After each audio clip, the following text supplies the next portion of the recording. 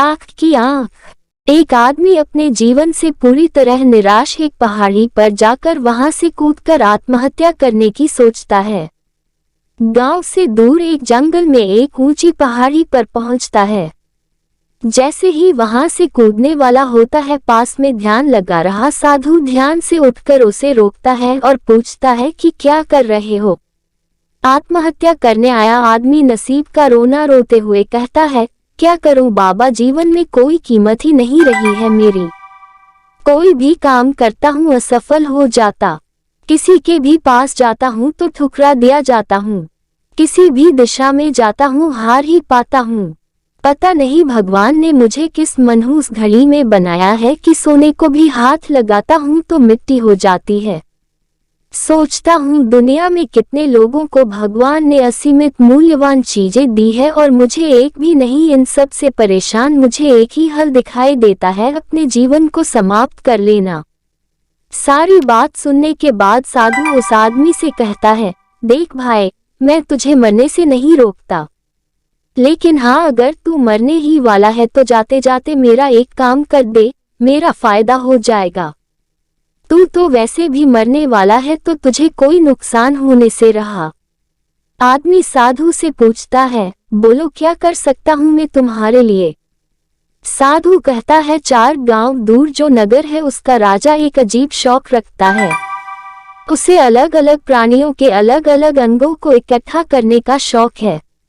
अब तक वह हर प्राणी का कोई ना कोई अंग अपने पास संग्रह कर चुका है, बस उसे अब इंसान के अंगों की जरूरत है। मैंने सुना है कि वह इंसान की आंखों के लिए लाख रुपया तक देने के लिए तैयार है, तो तुम मरने से पहले अगर उसे आंखें बेच दो तो मुझे लाख रुपए मिल जाएगा।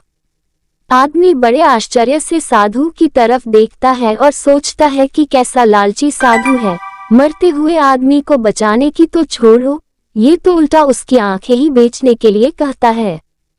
लेकिन जीवन से तंग आ चुका आदमी साधु के साथ जाने के लिए तैयार हो जाता है। 4 गांव दूर का रास्ता साधु और आदमी 2 दिनों में तय करते। 2 दिनों में उस आदमी के मन में हजारों विचार आते हैं। वो सोचता है, मैं अपने आप को कितना गरीब समझता था, लेकिन देखो आज मेरी केवल आंख के लिए लाख रुपए मिलने वाले हैं।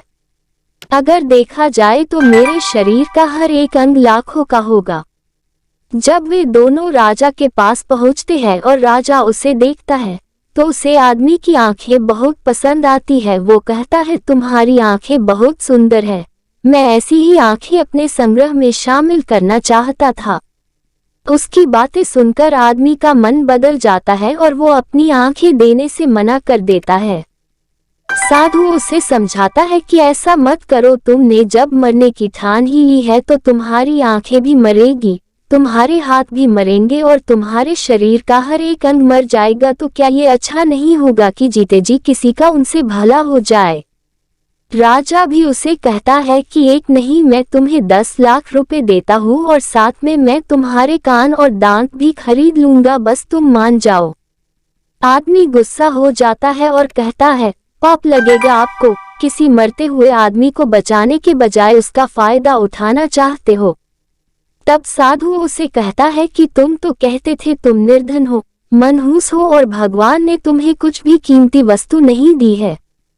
बस यही कारण है मैं तुम्हें प्रवचन देने के बजाय तुम्हें यहाँ ले आया, ताकि तुम खुद इस बात को समझ सको कि भगवान ने तुम्हें अनगिनत अमूल्य वस्तुएं दी है, बस तुम उनको अनदेखा कर देते और फिर अपने आप को दुखी कर लेते हो। अंधा व्यक्ति शिकायत करे कि भगवान तूने मुझे इंद्रधनुष क्यों नहीं दिखाया, मुझे रोशनी नहीं दी तो सही है। बेहरा शिकायत करे कि मुझे नदी की खड़खड़ाहट और चिड़ियों की चहचहाहट नहीं सुनने दी तो ठीक, और बेहरा अगर अपनी बात बताने के लिए रोए तो भी ठीक है, लेकिन जिसके पास सब होते हुए रोए तो वो एक तरह से भगवान का अपमान ही है। आदमी अब साधु की बात पूरी तरह से समझ गया और उसने अब जीवन में कभी भी हार मानकर मरने का विचार त्याग दिया।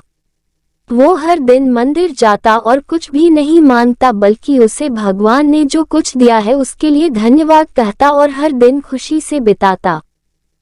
इस वीडियो में आपको कुछ भी अच्छा लगा हो और कुछ सीखने को मिला हो तो प्लीज चैनल को सब्सक्राइब और वीडियो को लाइक कमेंट शेयर करना मत भूलना। हम आपके लिए अच्छे कंटेंट लाते रहेंगे।